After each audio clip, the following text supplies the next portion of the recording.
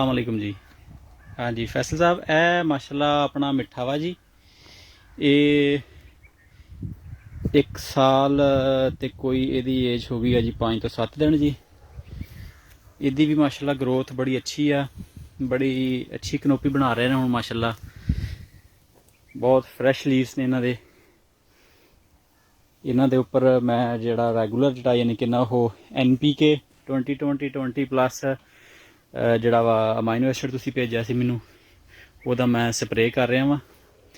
اور اینی یعنی کہ یہ 1 سال ایج آ تے گروتھ ماشاءاللہ بڑی اچھی چل رہی ہے انہوں دی. کنوپی بڑی اچھی بنا رہے ہیں. یہ دیکھو جی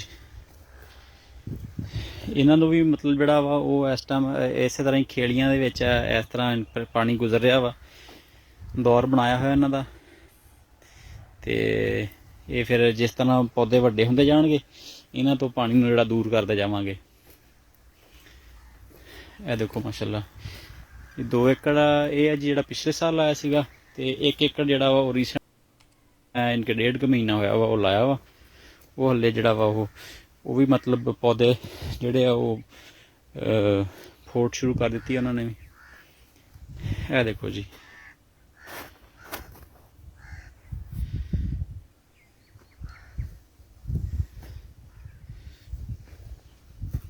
اے 1 سال دے جی پودے.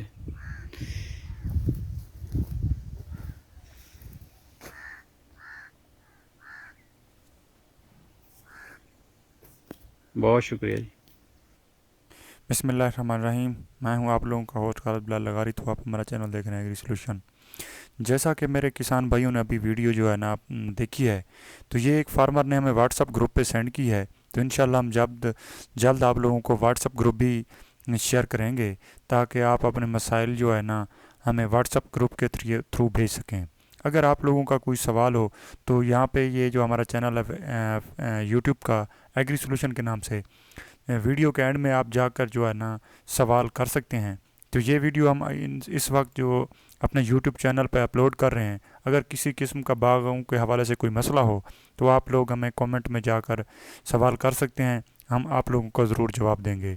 تو جو آج ہمارے جو فارمر دوست نے بھیجی ہے ویڈیو, تو یہ ہم آج آپ کے ان کے توسط سے ویڈیو اپنے چینل پہ اپلوڈ کر رہے ہیں. آپ لوگوں سے گزارش ہے کہ یہاں پہ ہمارے چینل کو سبسکرائب کر دیں اور یہ بیل آئیکن ہے اس کو آل کر دیں تاکہ نئی آنے والی ویڈیو آپ لوگوں تک بر وقت پہنچ سکے.